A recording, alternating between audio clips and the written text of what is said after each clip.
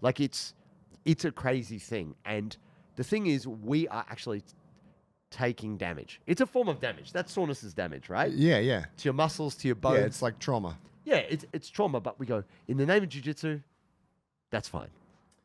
Yeah, and we kind of don't talk about it either because it's like, well, where do you start? Like it's kind of happening everywhere. Yeah. And it's and a lot of it you just get used to it, don't you? That's That's true. the thing. I think a lot of people hearing this discussion would be like, oh, I don't get that sore. But the reality is you probably do. You're accustomed to it, and that's your normal, and you just whatever your normal is, that's just how you exist. Yeah. I just walk with a limp.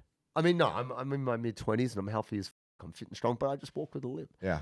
You know, like actually, I think the contrast, we invert this. And it really, for me, it happened during lockdown. Couldn't train, wasn't allowed to go to the gym. I was still working out, but my body started to feel so good. It was about 2 or 3 weeks into lockdown. Yeah.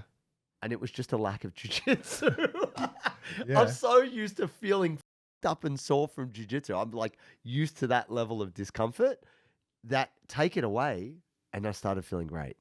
And it made me go, maybe I need to train a bit less. Like maybe I would like to enjoy not feeling cranked because there's always something, right? Yeah. You start to feel good and then, I tweaked my knee. Oh, someone kneed me in the ribs. You know, my wrist. Yeah. You know, I got wrist locked. So there's a couple components here. There's the resistance part.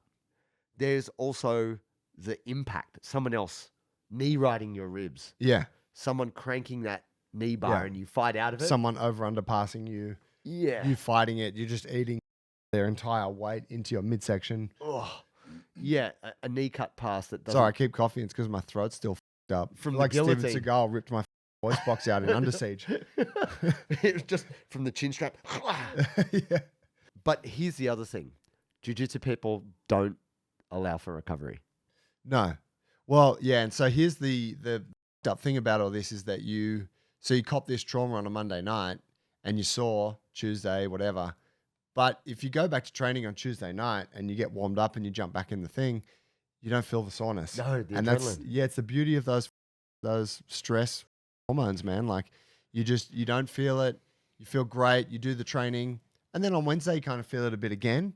But again, you can just go back to training on Wednesday night and it's gone. And I think this is a cycle that a lot of people get caught up in, probably not realizing until it's like end of the week or the weekend. And they're like, man, I'm a mess. Yeah. And then, whatever, you have a few drinks, a couple of nights on the weekend. Like, no, really, there's no time. Like, we're not trying to turn this into a recovery discussion necessarily, but no. There's no point. Like, you're just accumulating damage and you're maybe recovering a little bit, but you're also, like, the line is going down overall week on week. And the thing is, and this is not to kill the vibe, but I'm very good at that. Just ask my fiance; she'll tell you. I'm the vibe killer. If this is the vibe, I can't see it. zzz, whack. This is me. I kill that vibe. I'm the vibe killer. I often have people going, "Look, I'm doing Bulletproof, so I'm lifting twice a week. I want to do some cardio." Oh, how often are you doing jiu-jitsu? 5-6 days a week. I think you're doing enough. No, but I feel good. Like I want to go running on a Sunday. I wanted more. I wanted more. And the only thing about You this sounded is, like Vanderlei Silva just there. I want to know. When he's trying to fight Chael, yeah.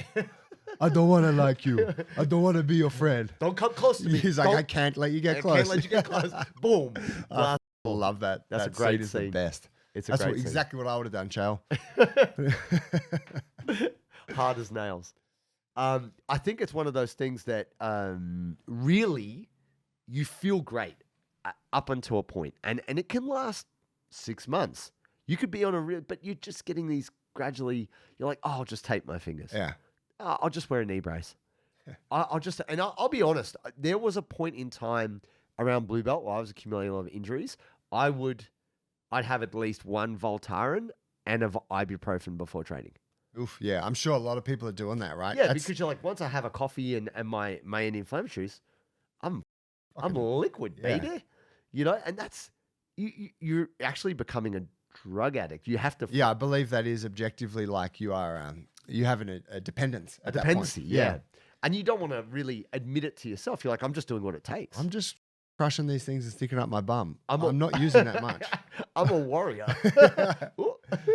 Bit You telling me greedy. the Spartans wouldn't have used ibuprofen if it was around in their time? I think not. The most natty thing you could do is get on the gear.